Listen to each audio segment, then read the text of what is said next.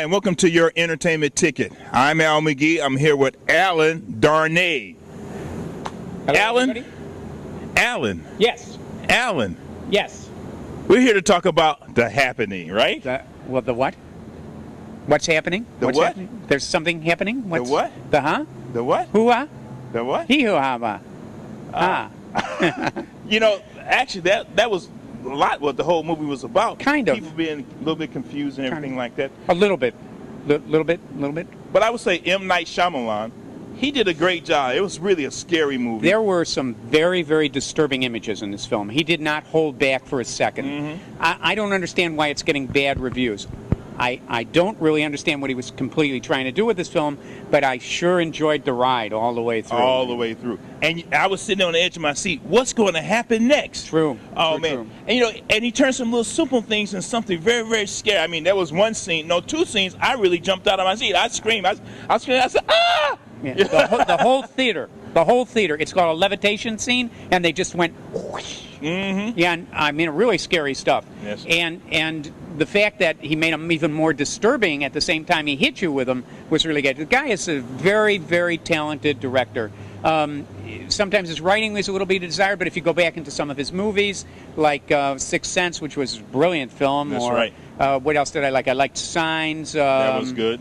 Or what was the other one? Unbreakable. I like that one. Unbreakable was one. good. More intellectual than otherwise. But this film, he's visceral. It's visceral. It gets you on a visceral level. It's a good, scary ride all the way through. All the way through. And I like Mark Wahlberg in this, too, because he had to really tone down this character. Because, you know, Mark, he has a lot of energy and things like that. But he was very passive. His character was very passive in this movie. Also, Zoe, don't forget Zoe. She was incredibly good in this. Oh, yeah. You know, but not that she's bad in anything, but she's particularly vulnerable in this film, and the fear, you could read the fear, you could smell the fear on her.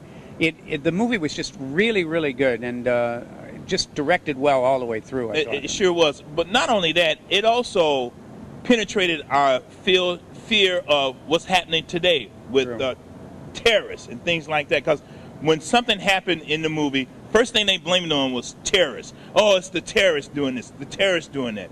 But then they realized, hey, it's not the terrorists because it's happening too much and everywhere. So it really penetrated our real fears. Yes, true. So It was a very dark film. Yep. A very dark film. Mm-hmm. But totally enjoyable, I thought. And you know, where some films, particularly these kinds of films, tend to slow down or repeat themselves in the center, the thing that M. Night did that was really good is that he kept throwing new things at you. Oh, yeah. And you never knew from the second you started to watch this film to the end what was going to happen next. And that's why they called it The Happening, because you didn't know what was going to happen. Things just kept happening. That's right. And it all kind of made logical sense by the time they wrapped it up in the end. And you know, another thing that M. Night did for me is the human condition, or how humans react to other humans when they're in need. We all want to do self-preservation. In other words, we want to take care of ourselves, forget you. And he showed a lot of that in this film. He did. But he also showed compassion where other people did stand out from the crowd and were willing to help you. But it wasn't that many.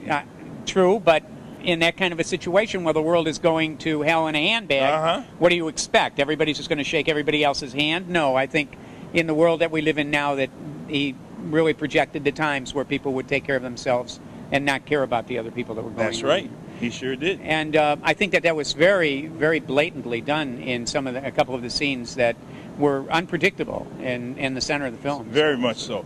And also it shows how also people are also surviving on their own too, especially that scene with that one lady living on the farm by herself. True. Where she said she didn't need anybody, anything. She didn't even have a television set. Well, that was another one of the really smart things he threw into the film, where he created this character sort of at the 13th hour, and it was a perfectly logical character, and it just really made the movie work a whole lot better. You know, I sometimes say that some films you need to see on a big screen, some films you need to see on a small screen. This film you need to see on the big screen. Definitely on the big screen. Yeah. Don't wait to DVD. Don't wait to cable. Go see this movie right now. I would. The Happening. Go see this movie right now. The Happening. M. Night Shyamalan.